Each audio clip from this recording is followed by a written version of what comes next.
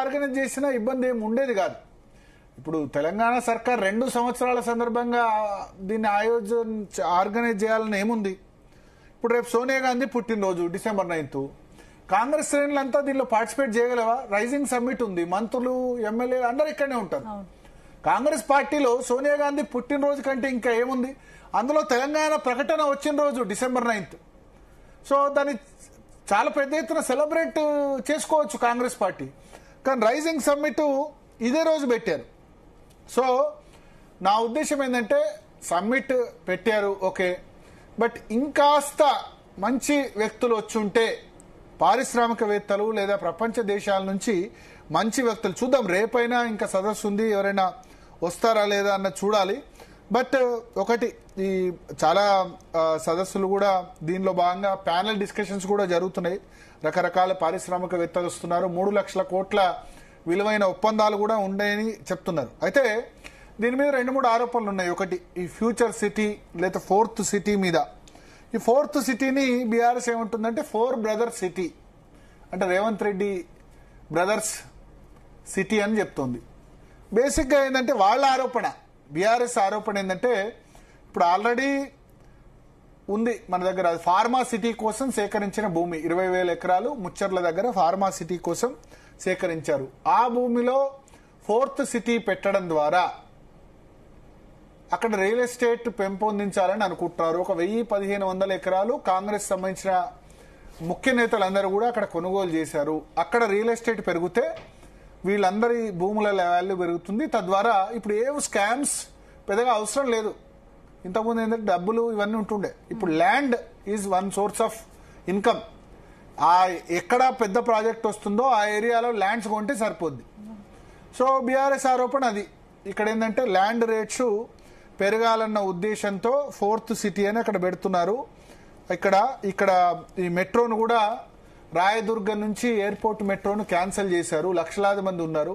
4th సిటీకి ఏమో metro ఉంటున్నారు. ఆ 4th సిటీ ఇబ్రహీంపట్నంలో ఉన్న దగ్గర ఇప్పుడు జనాభా 1,00,000 కూడా లేదు. 1,00,000 జనాభా లేని దగ్గరికి ఏమో మెట్రో అంటున్నారు. రాయదుర్గం, నానక్రామ్గూడ, కాజాగూడ ఇంతమంది వేలాది మంది నివసిస్తున్న చోటనేమో మెట్రో క్యాన్సిల్ చేశారు గత ప్రభుత్వం తీసుకున్న నిర్ణయాన్ని. ఇది కరెక్టా అని వాళ్ళు క్వశ్చన్ చేస్తున్నారు.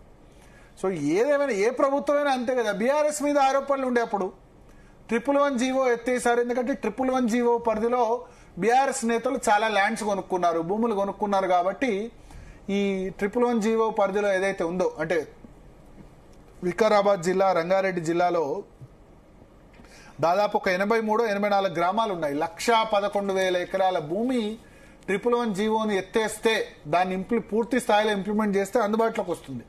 ఇక్కడ టీఆర్ఎస్ నేతలు ల్యాండ్ కొనుక్కున్నారు ఈ ప్రాంతాల్లో, అందుకని 111 జీవోని ఎత్తేశారని వాళ్ళు ఆరోపించారు. ఇప్పుడు వీళ్ళు ఏం ఆరోపిస్తున్నారు? బీఆర్ఎస్ గతంలో కాంగ్రెస్ ఆ విధంగా ఆరోపిస్తే ఇక్కడ ఒక 1000-1500 ఎకరాల ల్యాండ్ కొనుక్కున్నారు, దీన్ని లిఫ్ట్ చేసేందుకు ఇక్కడ ఫ్యూచర్ సిటీ అని చెప్తున్నారని చెప్తున్నారు. అయితే ఇప్పుడు ఒకటి, రాష్ట్రంలో రియల్ ఎస్టేట్ పడిపోయిన మాట వాస్తవం. ఎవరు అంగీకరించినా అంగీకరించుకున్నా ఎలక్షన్ ఇయర్ ప్రతి ఇయర్ కూడా రియల్ ఎస్టేట్ పడిపోతుంది. కానీ ఎలక్షన్ అయిపోయిన 2 సంవత్సరాల తర్వాత కూడా ఇప్పటికీ రియల్ ఎస్టేట్ అన్నది ఇంకా లేవలేదు. నాట్ ఓన్లీ హైదరాబాద్, జిల్లాల్లో కూడా అదే పరిస్థితి. కొనడానికి ఎవరు బయ్యర్ ముందుకు రావట్లా. వాళ్ళు ₹1,00,000 పెట్టి కొంటే 50,000కు అమ్ముతావా అని చూస్తున్నాడు. కానీ కొనేందుకు, అమ్మేందుకు ఎవరు సిద్ధంగా లేరు. ఎవరో ఇబ్బంది ఉంటే కొంటున్నారు. కొత్తగా కొనుగోలు జరగట్లేదు. పూర్తిగా క్రయ విక్రయాలు ఎక్కడికక్కడే నిలిచిపోయినాయి. సో ఇప్పుడు ఇక్కడ రేవంత్ రెడ్డికి ఒకటే, సైబరాబాద్ను చంద్రబాబు నాయుడు నిర్మించారు. హైదరాబాద్, సికింద్రాబాద్ ఉంటే 3rd సిటీ సైబరాబాద్ చాలా డెవలప్ అయింది. చంద్రబాబు నాయుడు సైబరాబాద్ నిర్మించారంటారు. ఆ నిర్మించిన ప్రాసెస్ ని బీఆర్ఎస్ కూడా కంటిన్యూ చేసింది. కేసీఆర్ హయాంలో కూడా, రాజశేఖర రెడ్డి హయాంలో కూడా సైబరాబాద్ చాలా పెరిగింది. ఆయన 4వ సిటీని అక్కడ నిర్మించాలి, అందుకని దానికి 4th సిటీ అని పెట్టారు. బీఆర్ఎస్ వాళ్ళు దాన్ని 4 బ్రదర్స్ సిటీ అని వాళ్ళు అంటున్నారు. సో ఏది ఏమైనా ఆరోపణలు ఉన్నా సరే ఒక భయం ఇక్కడ ఉంది. ఏంటంటే ఇప్పుడు ఇక్కడ 4th సిటీ నిర్మాణం ద్వారా ఆ చుట్టుపక్కల ప్రాంతాల్లో చాలా ల్యాండ్స్ అవైలబిలిటీ ఉంది. అక్కడ ల్యాండ్ అవైలబిలిటీ పెరగాలి, కొత్తగా అక్కడ సిటీ నిర్మించాలి. అయితే ఒక భయం ఏంటంటే బీఆర్ఎస్ అధికారంలోకి కనుక వస్తే 2028లో ఆ సిటీలో దాన్ని ఖచ్చితంగా వాళ్ళు తొక్కే ప్రయత్నం చేస్తారు. అక్కడ ఆ సిటీ, ఆ ఫ్యూచర్ సిటీ ఏదైతే ఉందో అక్కడ నిర్మాణాలన్నీ ఆపేసే అవకాశం ఉంది. ఎందుకంటే వాళ్ళు ఫార్మా సిటీ కోసం దాన్ని ల్యాండ్స్ సేకరించారు, దాన్ని ఇప్పుడు ఫ్యూచర్ సిటీ కోసం వినియోగిస్తున్నారు. బీఆర్ఎస్ దాన్ని ఎందుకు తొక్కిపెట్టే ప్రయత్నం చేసిందంటే అక్కడ ల్యాండ్స్ అన్ని కూడా, ఇదంతా ఓపెన్ సీక్రెట్, కాంగ్రెస్ నాయకులు అందరూ కూడా అక్కడ కొనుక్కున్నారు. రేపు కాంగ్రెస్ నాయకులు స్ట్రాంగ్ అవుతే, ఫైనాన్షియల్ గా స్ట్రాంగ్ అవుతే తమకు ఇబ్బంది అని బీఆర్ఎస్ భావిస్తుంది. అమరావతి విషయంలో ఏం జరిగింది? జగన్ 3 రాజధానులు అని ఎందుకు అన్నాడు?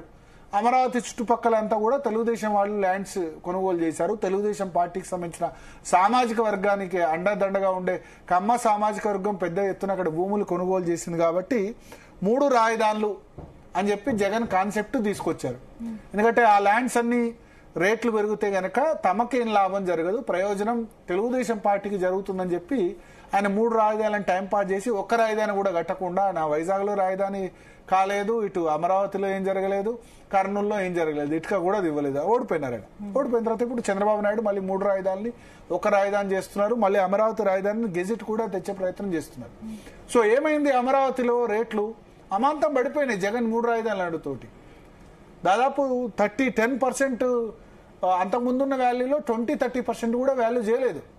సో ఇప్పుడు ఇదే భయం, ఫ్యూచర్ సిటీ సరే రేవంత్ రెడ్డి అక్కడ చేస్తున్నారు, రేపు బీఆర్ఎస్ 2028లో అధికారంలోకి వస్తే ఆ ఫ్యూచర్ సిటీని ఖచ్చితంగా వాళ్ళు తొక్కుతారు, అక్కడేం యాక్టివిటీ చేపట్టారు వాళ్ళు.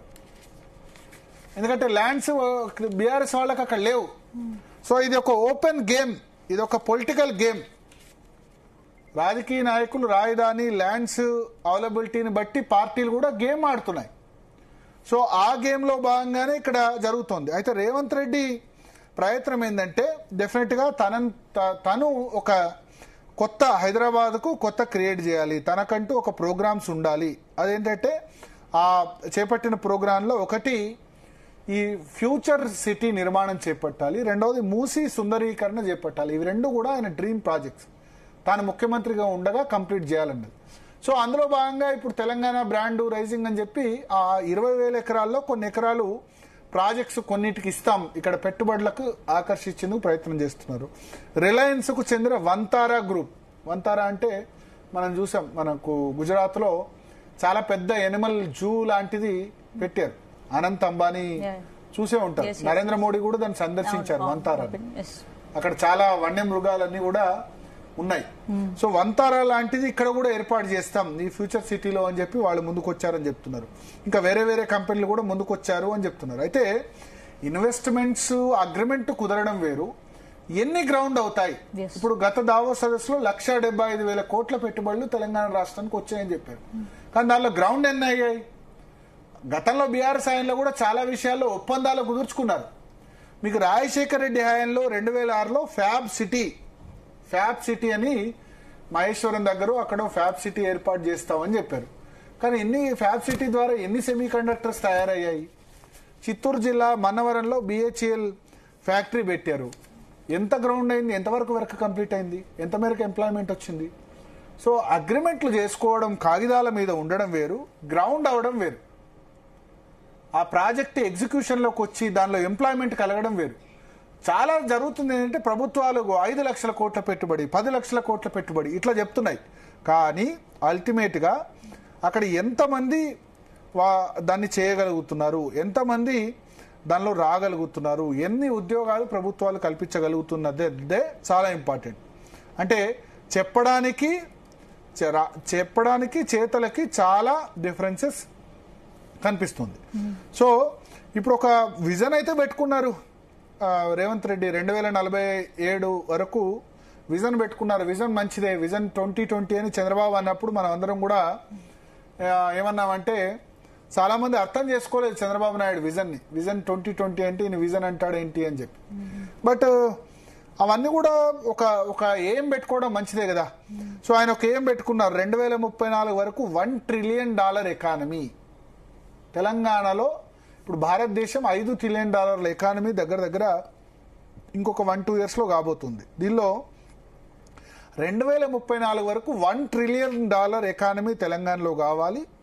తర్వాత $3 ట్రిలియన్ ఎకానమీ స్వతంత్రం వచ్చిన 100 సంవత్సరాలకి అంటే 2047 నాటికి కావాలి అని చెప్పి ఆయన లక్ష్యంగా పెట్టుకున్నారు. దీనిలో కొన్ని మంచి ఉద్దేశాలు ఉన్నాయి. సమ్మిట్ వల్ల చిన్న మధ్య తరహా పరిశ్రమలకు ఏమైనా హెల్ప్ అయ్యే అవకాశం ఉంటుంది అంటే దేశంలో అత్యధికంగా ఉపాధి కల్పించేవి చిన్న మధ్య తరహా పరిశ్రమలు. కానీ పాలకుల దృష్టి ఎప్పుడు కూడా పెద్ద పెద్ద ఇండస్ట్రీస్ మీద ఉంటుంది. 1,00,000 కోట్ల పెట్టుబడులు అంటారు. 1,00,000 కోట్ల పెట్టుబడిలో 1,00,000 ఉద్యోగాలు వస్తాయంటే రావు.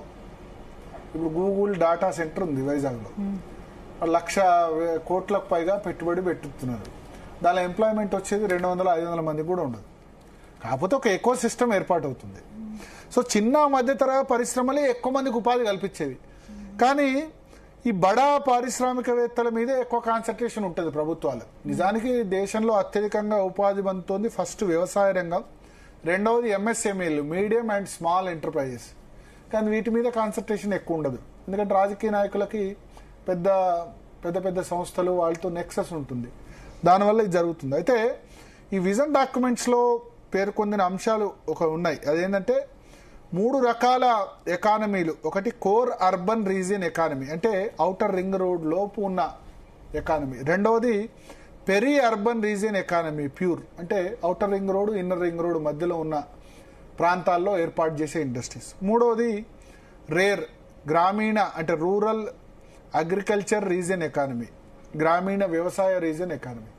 ఇది పూర్తిగా అగ్రికల్చర్ ఇండస్ట్రీస్. సో ఏ రాష్ట్రమైనా ఇండస్ట్రీస్ ఉంటేనే డెవలప్మెంట్ జరుగుతుంది, పరిశ్రమలు వస్తేనే ఎంప్లాయ్మెంట్ జరుగుతుంది మన దగ్గర. సరే, మన సాఫ్ట్వేర్ పరిశ్రమ రావడం వల్లనే ఇప్పుడు మన హైదరాబాద్ ఈ విధంగా ఉంది కదా. సాఫ్ట్వేర్ ఇండస్ట్రీ లేకపోతే మన పరిస్థితి ఎట్లా ఉండదు. ఇంటికొక, ఇప్పుడు ఏ ఊర్లో ఒక చిన్న ఊర్లో చూసినా 10 మంది సాఫ్ట్వేర్ ఇంజనీర్లు ఉన్నారు. వాళ్ళు సంపాదించే డబ్బులతోటి వాళ్ళ తల్లిదండ్రులు బాగుపడుతున్నారు, వాళ్ళ తమ్ముళ్ళు చెల్లెళ్ళు, వాళ్ళ కుటుంబం బాగుపడుతుంది. ఒక్క సాఫ్ట్వేర్ ఇంజనీర్ అయితే మినిమం 50-60 వేలు salary, starting salary 3-4 lakhs per annum, అంటే 30-35 వేల జీతం వచ్చేస్తుంది. సాఫ్ట్వేర్ ఇండస్ట్రీ రావడం వల్ల లాభం జరిగింది కదా.